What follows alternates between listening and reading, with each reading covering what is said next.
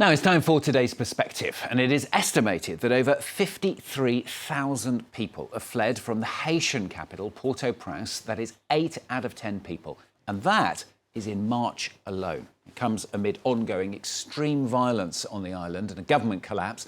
Haiti's been without a president since the assassination of Jovenel Moïse in 2021. It's been ravaged for decades, though, by poverty and natural disasters as well. And now, since February, Haiti's powerful gangs have joined forces to attack police stations, prisons, the airport as well. Now, though, an internationally backed transitional council has been formed. That council starting the process of working out how to try to tackle the problems. First of all, how to take back control. Well, joining us now is Professor of Law, Conflict and Global Development at the University of Reading, Rosa Freedman.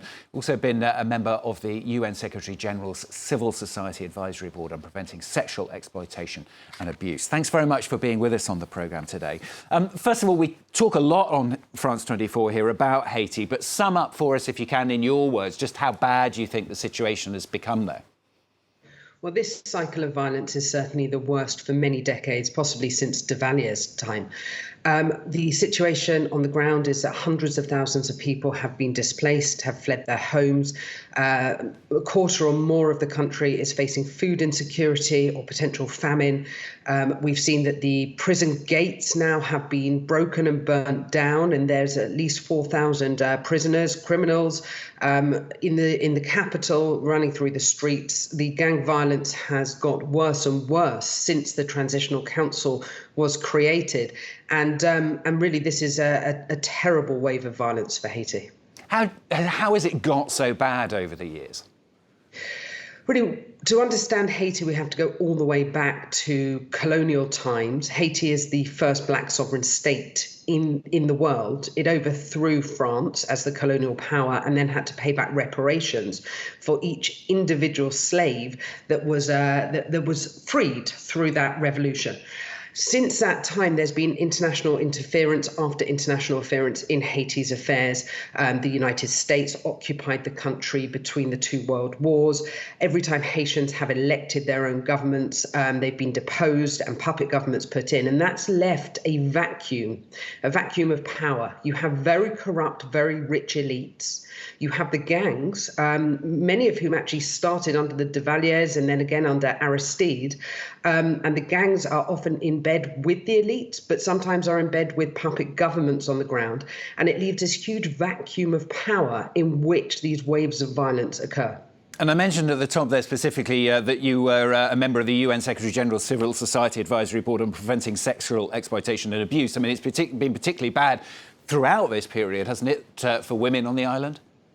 It's been absolutely terrible for women and for girls on the island, both in terms of gang rapes, but prior to that, in terms of UN peacekeepers who sexually exploited and abused Haitian women and girls, and prior to that, under the Duvaliers, if we go back to that time. We know that women and girls in these situations are particularly vulnerable, not only to food insecurity, not only to having to leave their homes and their possessions behind, but particularly to rapes, to sexual violence, to trafficking and exploitation. And we're seeing waves of that on the ground across the country. We've now got this internationally then backed transitional council in place. They've been in place for less than a week. They've appointed a leader and a prime minister as well. Do they have any chance, amid what you've just said there, do you think, of succeeding? Well, the starting point is that this transitional council was originally supposed to have civil society members. There are 2 civil society members, but they don't have any voting powers. The transitional council met to appoint a president and then appeared 2.5 hours later and said that they'd also appointed a prime minister in what many see as a very underhand and backroom dealings. The prime minister that they've appointed was previously the Minister for Sports. I'm not sure how many Haitians know of him or even know that there is a Minister for Sports in the country. And it seems that even though the United States was backing this transitional council, that even they are having slightly cold feet about this appointment because they've not made any statement about his appointment. So first of all, the legitimacy of the council is called into question, then the legitimacy of this new prime minister that's been appointed. And there are many who are commenting that once again, a puppet government is being put into place, which again leads back to that vacuum of power in which gang violence is spreading across the country. Yeah, you've already said previous attempts at international interference, if that's the right word, have failed, haven't they? Absolutely. What Haitians need, what Haitians demand, and what Haitians should be listened to over the entirety of the country's existence as the first black sovereign state is for Haitian solutions to Haitian problems. What we need are free and fair elections, and that will take time. There's always controversy about who runs those elections, and we need to listen to Haitian civil society, particularly people like the Montana Accord, who have put in place plan after plan for putting those elections into place, for making sure that information gets out to the countryside and to all voters, and for making sure that there is a prime minister and a government that the people respect, that the police will back, and that the armed forces will listen to and follow. Is that really possible? I mean, for a start, with the violence going on, how do you organise that? But also, when you've got these gangs that have been fighting each other for so long, how on earth can you find some kind of body that can bring them all together?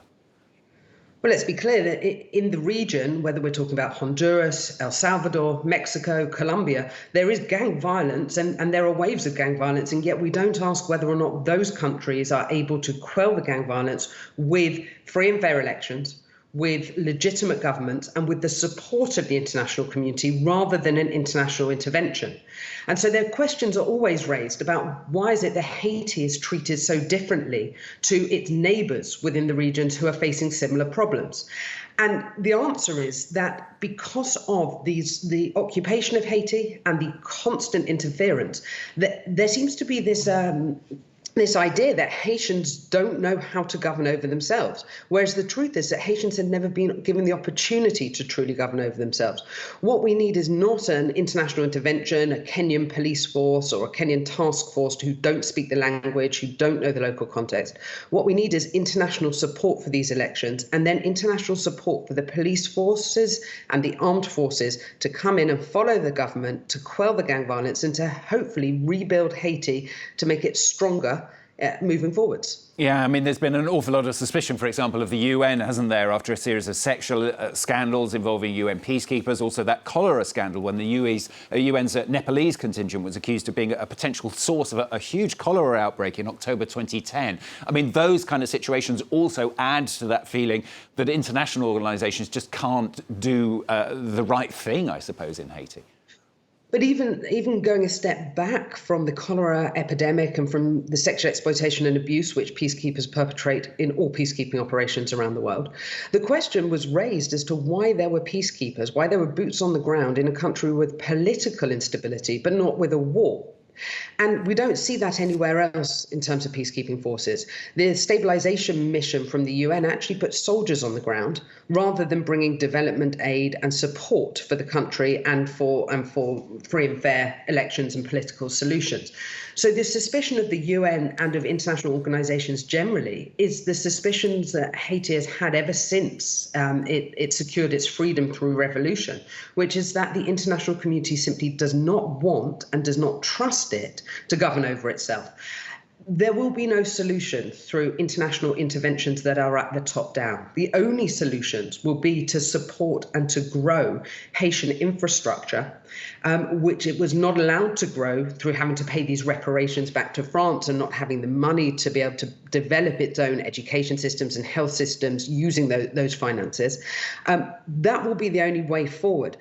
What people are worried about and concerned about is that there will be yet another top-down intervention for a kind of quick fix solution, which will lead to the next wave of violence being even worse than this one. Great to talk to you on the programme. Good to get your views. Thank you very much, Professor of Law, Conflict and Global Development at the University of Reading, Rosa Freedman. Thank you. Thank you. And if you do want to catch that interview and all our other previous perspective interviews once again, you'll find them on our website, of course, at france24.com. So do have a look at that.